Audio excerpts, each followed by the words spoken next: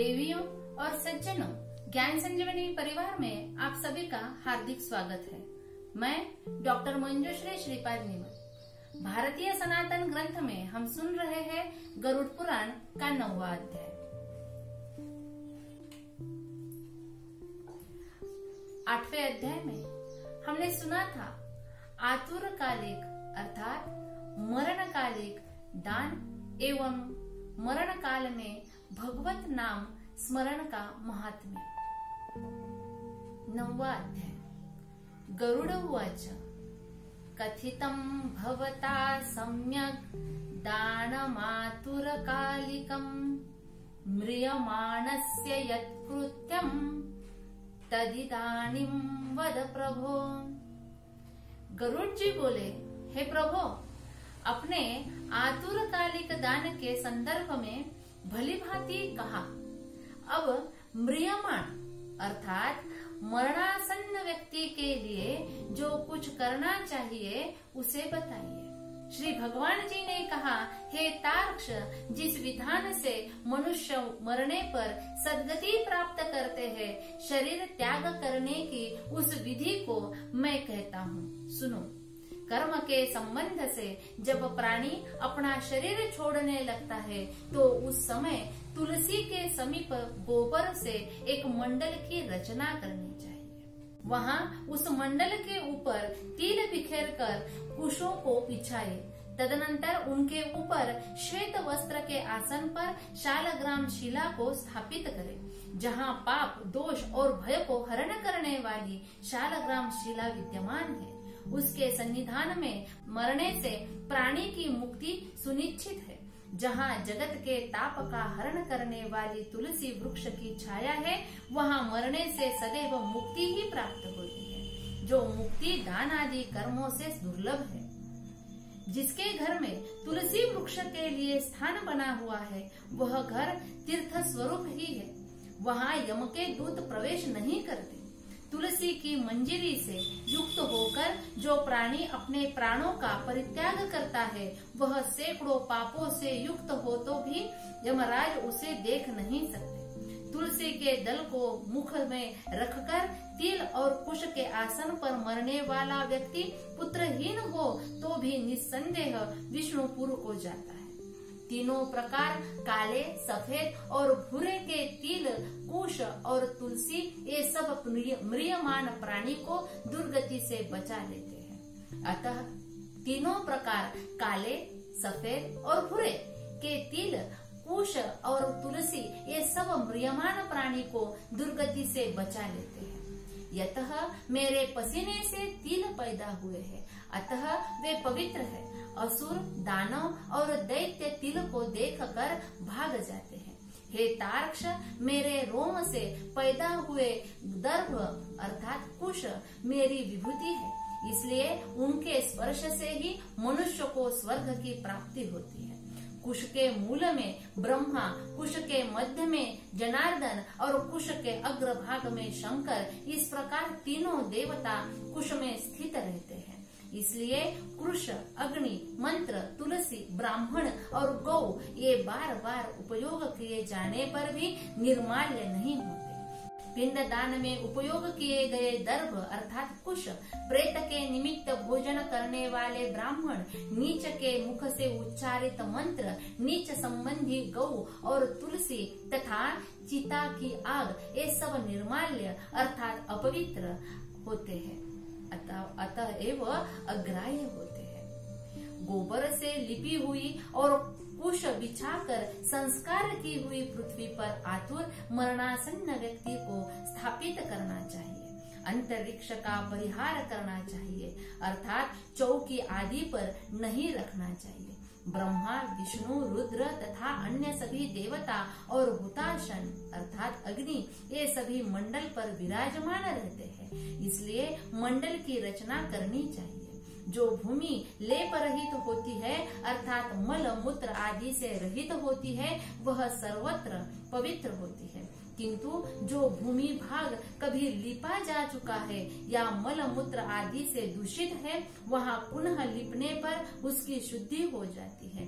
बिना लिपी हुई भूमि पर और चारपाई आदि पर या आकाश में भूमि की सतह से ऊपर राक्षस, पिशाच, भूत, प्रेत और यमदूत प्रविष्ट हो जाते हैं। इसलिए भूमि पर मंडल बनाए बिना अग्निहोत्र, श्राद्ध, ब्राह्मण, भोजन, देव पूजन और आतुर व्यक्ति का स्थापन नहीं करना चाहिए। इसलिए लिपी हुई भूमि पर आतुर व्यक्ति को लिटाकर उसके मुख में स्वर्ण और रत्न का प्रक्षेप करके शालग्राम स्वरूपी भगवान विष्णु का पादोदक देना चाहिए। जो शालग्राम शिला के जल को बिंदु मात्र भी पीता है वह सभी पापों से मुक्त हो वैकुंठ लोक में जाता है। इसलिए आतुर व्यक्ति को महापातक को नष्ट करने वाले गंगा जल को देना चाहिए। गंगा जल का पान सभी तीर्थों में किए जाने वाले स्नान दानादि के पुण्य रूपी फल को प्रदान करने वाला है। जो शरीर को शुद्ध करने वाले चांद्रायन व्रत को 1000 बार करता है और जो एक बार गंगा जल का पान करता है वे दोनों समान फल वाले हैं। हे तार्क्ष, अग्नि के संबंध से जैसे रुई की राशि नष्ट हो जाती है उसी प्रकार गंगा जल से पातक भस्मसात हो जाता है। जो सूर्य की किरणों से संतप्त गंगा के जल का पान करता है वह सभी योनियों से छुटकर हरि के धाम को प्राप्त होता है।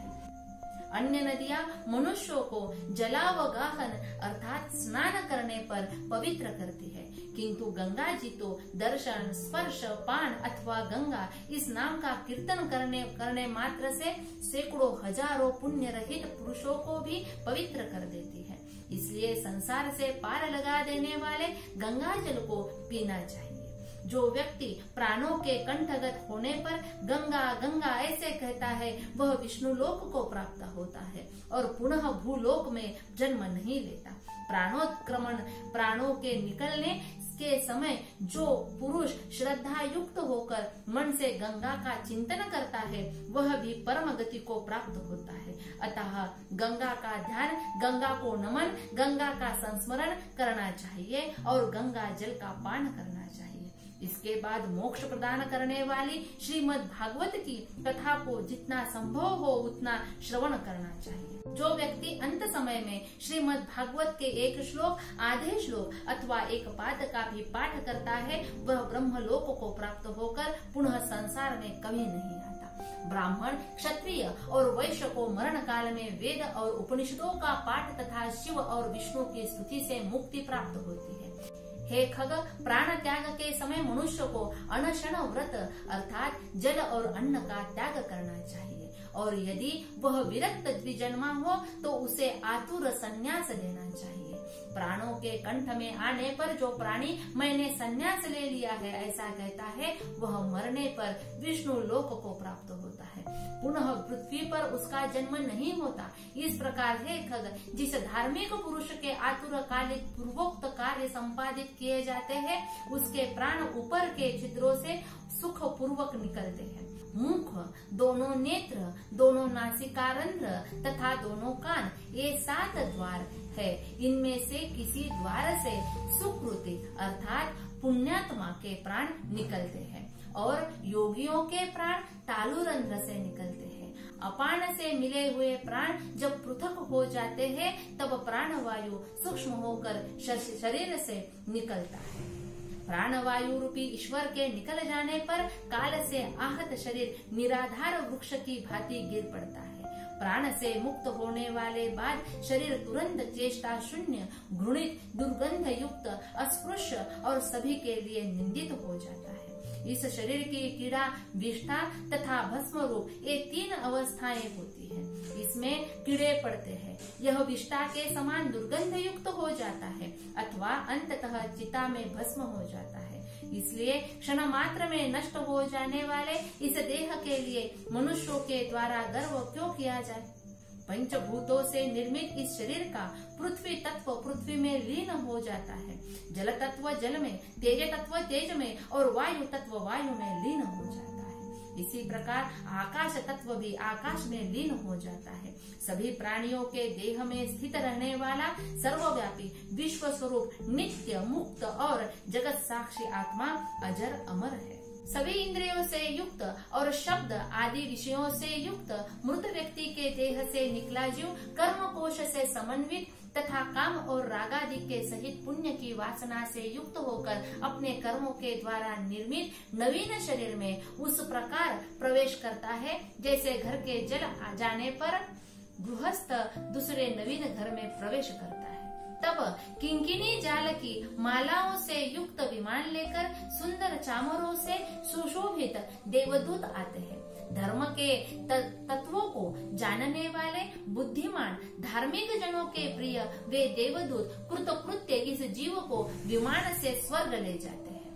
सुंदर दिव्य देह धारण करके निर्मल वस्त्र और माल्य धारण करके सुवर्ण और रत्नादि के आभरणों से युक्त होकर वह महानुभाव जीव दान के प्रभाव से देवताओं से पूजित होकर स्वर्ग को प्राप्त करता है। सुदिव्य देहो विरजाम्बरस्त्रक सुवर्ण रत्नाभरणैरुपेत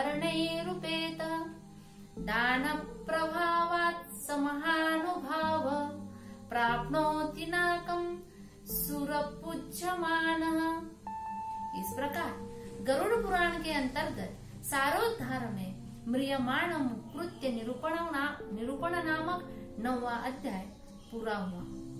आने वाले 10वें अध्याय में हम मृत्यु के अनंतर के कृत्य शव आदि नाम वाले 6 पिंडदानों का फल, दाह संस्कार की विधि, पंचक में दाह का निषेध, दाह के अनंतर किए जाने वाले कृत्य, शिशु आदि की अंत्येष्टि का विधान सुनने वाले हैं।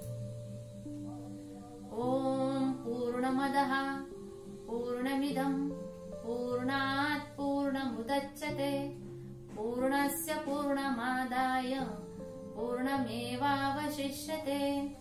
ओम